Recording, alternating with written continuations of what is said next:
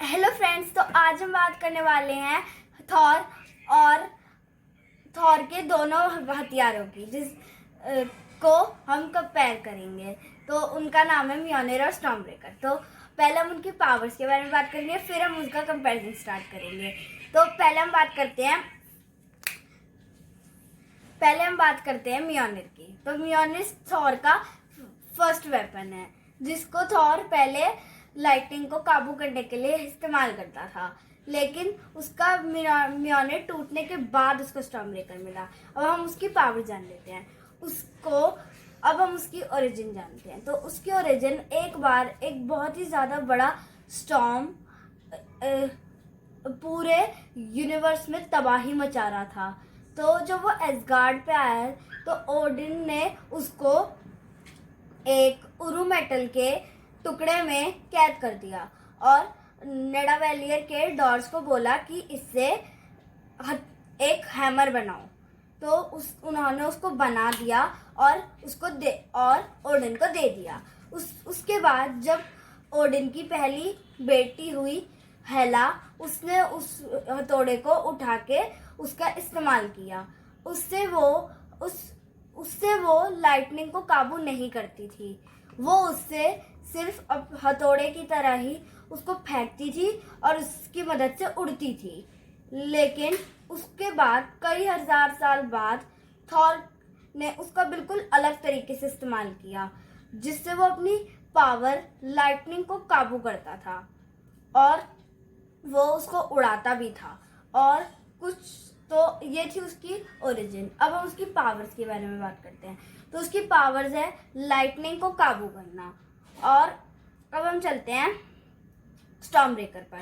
तो स्टॉर्मब्रेकर जब म्योनिर टूट गया था, उसके बाद जब थैनोस और थॉर का आमना सामना हुआ, तब थॉर को लगा कि अगर वो थैनोस पर दुनिया की पूरी बिजली भी गिरा दे तब भी वो थैनोस का कुछ नहीं बिगाड़ पाएगा, इसलिए उसको एक हथियार की जरूरत थी।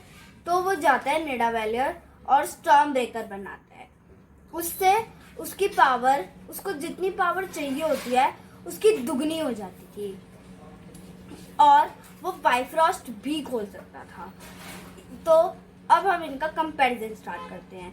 तो लाइटनिंग को काबू करने के मामले में तो स्टॉर्मब्रेकर आगे है, क्योंकि इससे थॉर की पावर बहुत ही ज्यादा शक्तिशाली बनके फिर आती है।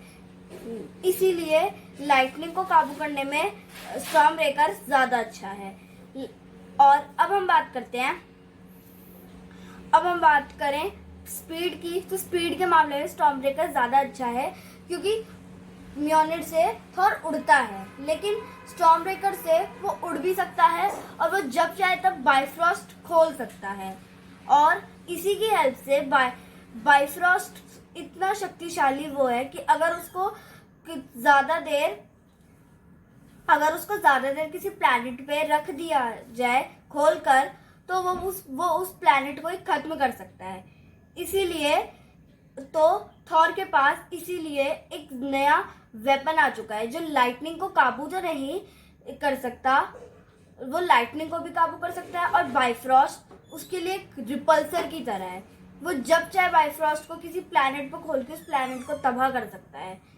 इसीलिए इसके मामले में भी स्टॉर्मब्रेकर ज्यादा अच्छा है। तो इन दोनों में जो सबसे बड़ा डिफरेंस है वो है वर्दीनेस। तो म्योनिर पर एक वर्दीनेस का एक जादू है, जिसको जो लोग वर्दी हैं वो ही उठा सकते हैं, लेकिन स्टॉर्मब्रेकर पे ऐसा कुछ नहीं है। स्टॉर्मब्रेकर को बनाने के वक्त थैनोस ओडिन नहीं थे, इसीलिए उन्होंने उस पे एन्चेंटमेंट नहीं लगाया है। तो इसीलिए इन दोनों में म्योनिर अच्छा है, क्योंकि अगर थॉर कभी भी घायल हो जाता है और कोई सुपर विलेन उसे उठाने की कोशिश करता है तो नहीं उठा सकता, क्योंकि वो वर्दी नहीं होगा। इसीलिए वो बिल्कुल सिक्योरिटी में रहता है। लेकिन स्टॉर्मब्रेकर को कोई भी सुपर विलेन आसानी से उठा के थॉर को मार सकता है। इसीलिए इसमें भी स्टॉर्मब्रेकर ज्यादा अच्छा है, इसमें म्योनिर ज्यादा अच्छा है।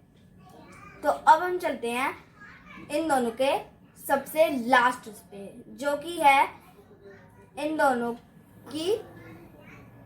दोनों का हीलिंग फैक्टर। तो ये अपने यूजर को हील कर सकते हैं। जैसे जब थॉर 1 में जब थॉर डिस्ट्रॉयर से लड़ रहा होता है और वो मर जाता है, वो मर जाता है तब, लेकिन जैसे ही उसके हाथ में थॉर का ओरिजिनल हैमर यानी म्योलनर आता है, वो फिर से जिंदा हो जाता है। इसीलिए इस मामले में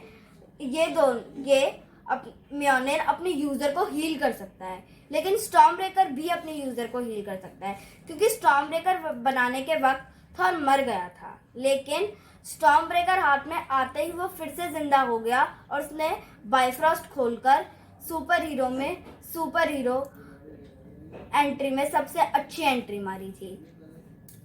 तो इसीलिए इस मामले में दोनों में टाई होता है।